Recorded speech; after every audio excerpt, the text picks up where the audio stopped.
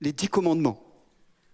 C'est affiché au tableau, hein, on connaît le premier commandement, tu n'auras pas d'autre Dieu devant ma face. Le deuxième, tu ne te feras pas d'image taillée, ni de représentation quelconque des choses qui sont en haut dans les cieux, qui sont en bas sur la terre, qui sont dans les eaux plus bas que la terre. Tu ne te prosterneras point devant elles, et tu ne les serviras point, car moi, l'Éternel ton Dieu, je suis un Dieu jaloux, qui punit l'iniquité des pères sur les enfants jusqu'à la 3e et à la 4e génération de ceux qui me haïssent, mais qui fait miséricorde jusqu'à 1000 générations à ceux qui m'aiment et qui gardent mes commandements. Amen. J'aime ce Dieu-là. Il fait miséricorde et grâce jusqu'à 1000 générations.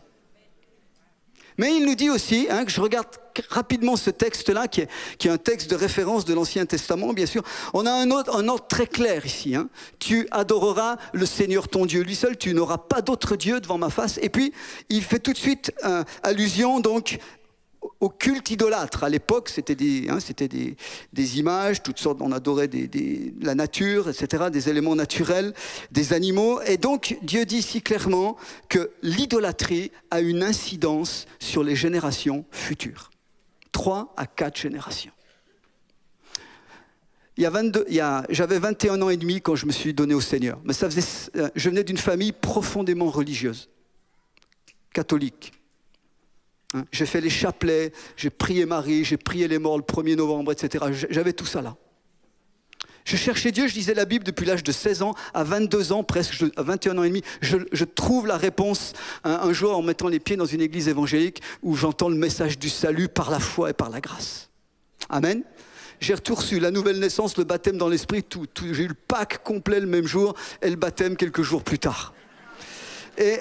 Mais quand j'ai commencé à prier, je parlais en langue déjà, mais je me rendais compte que dans ma tête c'était extrêmement confus, j'avais du mal à me concentrer, etc. J'avais derrière moi 21 ans de prières répétitives.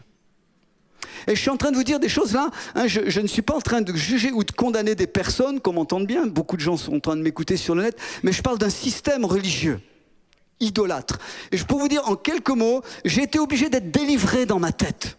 Des racines, parce que j'avais des parents, des grands-parents extrêmement pratiquants qui avaient consacré la famille à Marie, etc. et qui avaient fait tout ce qui nous avait entraînés dans ces choses-là. Et résultat, notre compréhension et mon ouverture spirituelle étaient complètement bouchées. Et je vous dis, je priais en langue à côté de ça. Et il a fallu, je me souviens très bien d'un 15 août, c'était pas une date innocente. Un 15 août, j'étais assailli dans ma tête. J'ai couru chez un ami pasteur qui habitait là où j'étais en vacances, et qui a prié pour moi. Et ce jour-là, il y a quelque chose qui s'est rompu. Et ma capacité d'adoration, ma capacité de louer Dieu, ma capacité d'être en communion avec le Seigneur ce jour-là a complètement changé. Alléluia. Les dons de l'esprit ont pu couler à ce moment-là.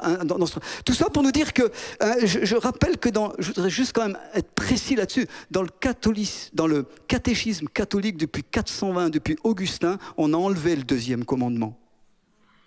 Lisez le bouquin de Thomas Hinman qui est très précis là-dessus, qui a été édité ici, je crois, hein, où il y a toutes ces choses-là. Et on a enlevé le 2e commandement, tu ne te feras pas d'image, etc. C'était trop gênant, évidemment. Hein, et on a scindé le 10e pour le répartir en 2, pour qu'on en ait 10 quand même au bout du compte.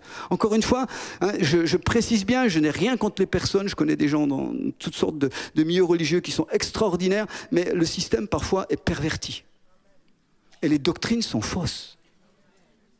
Et je dis cela parce que réellement j'ai vécu ça personnellement. Hein, et donc le Seigneur nous dit bien que rien du culte païen ne peut être réutilisé pour le culte à l'Éternel. Il y avait des ordonnances très claires. Dans l'Ancien Testament, il avait même dit à Israël, quand tu vas détruire les statues, les idoles, etc., tu ne récupéreras même pas l'or pour faire du bijou ou je ne sais pas quoi de ton côté. Hein, tu laisseras tout ça. Et donc, on doit être très précis. Je parle peut-être ce soir à des personnes qui viennent d'autres milieux religieux. Vous êtes peut-être passé par les témoins de Jéhovah, vous êtes peut-être passé par l'islam, vous êtes passé par d'autres systèmes religieux ou spirituels. J'aimerais vous poser la question, est-ce que vous avez nettoyé vos racines ?